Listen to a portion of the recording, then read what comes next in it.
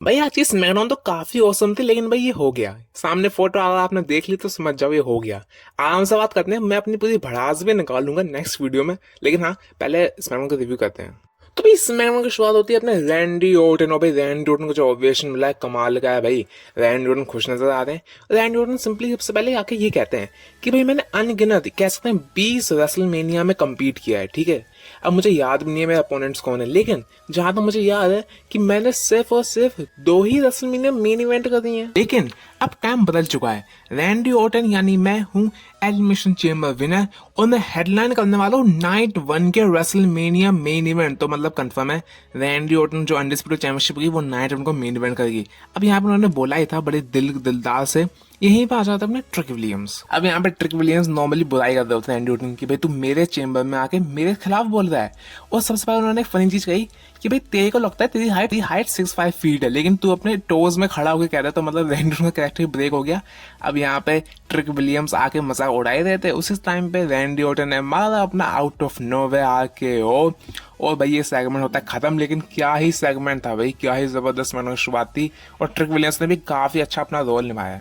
अब हम back stage देखते हैं अपने ड्रू मैकिंटायर निक ऑल्डिस को। भाई साहब ड्रू मैकिंटायर कहता है कि जब कॉन्ट्रैक्ट में नहीं था कि भाई कोडी और से रीमैच मिलेगा अनटिल अनलेस वो चाहे रंबल जीता या चेंबर।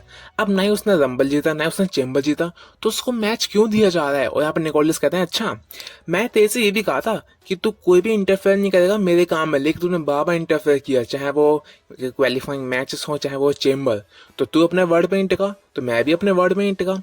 और तेरे पास 2 ही ऑप्शन है, या तो मैच लड़ या फिर चैंपियनशिप फॉरफीट कर दे। और ये ड्रू मैकिंटायर कुछ खास पसंद नहीं आ रहा है, तो यहाँ पे सेगमेंट एंड होता है। लेकिन भाई काफी बड़ी कीमत चुकानी पड़ी ड्रू मैकिंटायर को।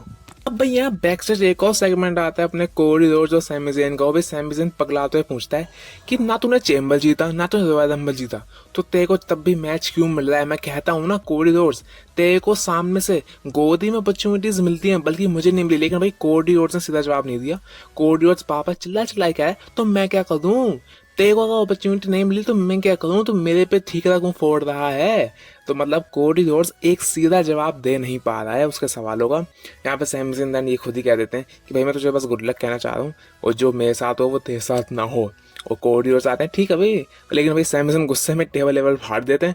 तो मतलब भाई Cody Rhodes is not a baby face anymore, he is a politically manipulated baby face.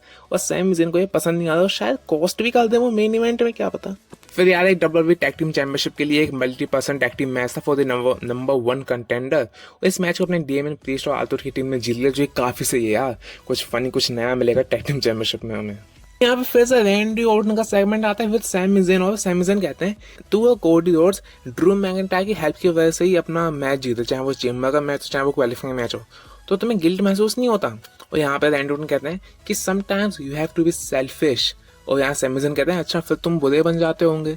लेकिन रैंडी ऑर्टन कहते हैं मुझे नहीं पता भाई, लेकिन चाहे मैं बुरा बनूं चाहे ना बनूं, मैं 14 टाइम वर्ल्ड चैंपियन तो बन चुका हूं। तो मतलब भाई सैमी ज़ेन को समझ में आ गया है अगर कुछ हासिल करना है तो यार बुरा तो बनना पड़ेगा, क्योंकि दुनिया बड़ी कमीनी है भाई। अब यहाँ पे होता है चलो हेज वर्सेस अपने ये ड्रॉगन, ये डॉक्टर जूनियर पता नहीं कौन से बंदे हैं, समझ में नहीं आए। ट्रिपल ए से आए हैं, ऑब्वियसली ओपन चैलेंज था। और यहाँ पे कामल वेज ने अपनी चैंपियनशिप रिटेन कर ली है। भाई फिर सेगमेंट होता है रिया रिप्ली और जेड कार्गिल का। और भाई मुझे समझ में नहीं आ रहा इसमें नोटिसेबल चीज़ें यही नहीं कि रिया रिप्ली ने अपने जो जो यहाँ पे उनका हेयर प्लग है वहाँ पे ईओ स्काई वाली पहनी रखी थी, और दोनों ने बस एक दूसरे की ऐसे वही बुराइयाँ करी हैं। और रिया रिप्ली ने बस ये कहा कि तेरी बॉडी तो सिर्फ शो ऑफ के लिए है, मेरी बॉडी असली रेसलिंग करने के लिए है। तो मतलब रिया रिप्ली को थोड़ा अपर हैंड मिला, लेकिन और कुछ खास नहीं था यार सेगमेंट में। होपफुली इस राइवलरी को थोड़ा आगे के एपिसोड में और ज़्यादा ही मसाला देंगे ये दोनों। भाई फिर आते हैं अपने जॉनी गार्गानो जो कि सोए हुए हैं, लेकिन उनकी वाइफ कैंडिस लेरी ने उनको फाइनली जगा दिया है। और वो बुलाते हैं कि आ जाओ जिस पे दम है वो मेरे सामने है। और भाई ओबा फेमी आ गया भाई साहब ओबा फेमी आ गया, और ये शक्ल देखो भाई क्या ही हालत हो गई थी। और ऑब्वियसली ओबा फेमी ने यहाँ पे लटका के पटा दिया यहाँ पे अपने कैसा गार्गानो को। तो ओबा फेमी का स्टॉक तो काफी ऊपर चल रहा है अब। तो भाई हम यहाँ पे डैन हाउसन का सेगमेंट देखते हैं।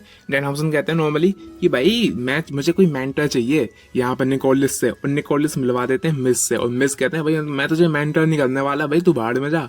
लेकिन डैन हाउसन कहते हैं तू मुझे ही क्या देगा, तू मुझे मेंटरशिप देगा, अगर तूने नहीं दी देन यू आर कर्स्ड। और भाई यार क्या चेयर मिला डैन हाउसन को। भाई अब मुझे लग रहा है he is a good signing for WWE. Perfect नहीं बोलूंगा, लेकिन हाँ काफी अच्छे शोज और सेगमेंट अभी दे रहे हैं डैनहाउजन विद डब्ल्यूडब्ल्यू स्टार्स। अब होता है main event, Drew McIntyre versus Cody Rhodes. और ड्रू मैकिंटायर की जो एंट्रेंस थी ना, ही इज दी चैम्प भाई, दी चैम्प।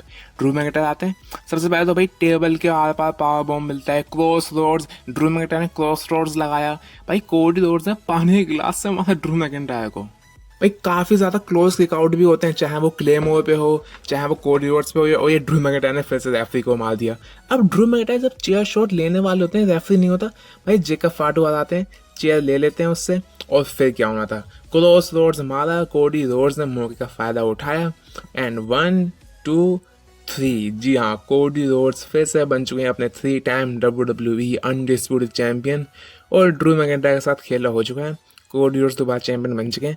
अब हम इसके बारे में डिटेल में बात करेंगे, काफ़ी चीज़ें बतानी है ड्रू मैकिंटायर कोडी रोड्स के बारे में, क्या क्या हुआ। लेकिन हाँ, कोडी 3 टाइम चैंपियन, और एक कॉन्ट्रैक्ट साइनिंग भी शेड्यूल हो गई है फॉर द नेक्स्ट वीक, कोडी और अपने रैंडी ऑर्टन के बीच में। देखते हैं भाई क्या होता है। लेकिन आज का एपिसोड अच्छा था, सवाए इस रिजल्ट का। मैं क्या ही बोलूँ इस रिजल्ट पे, अपना ओपिनियन देंगे हम कुछ देर में। तब तक के लिए आई लव यू गाइज।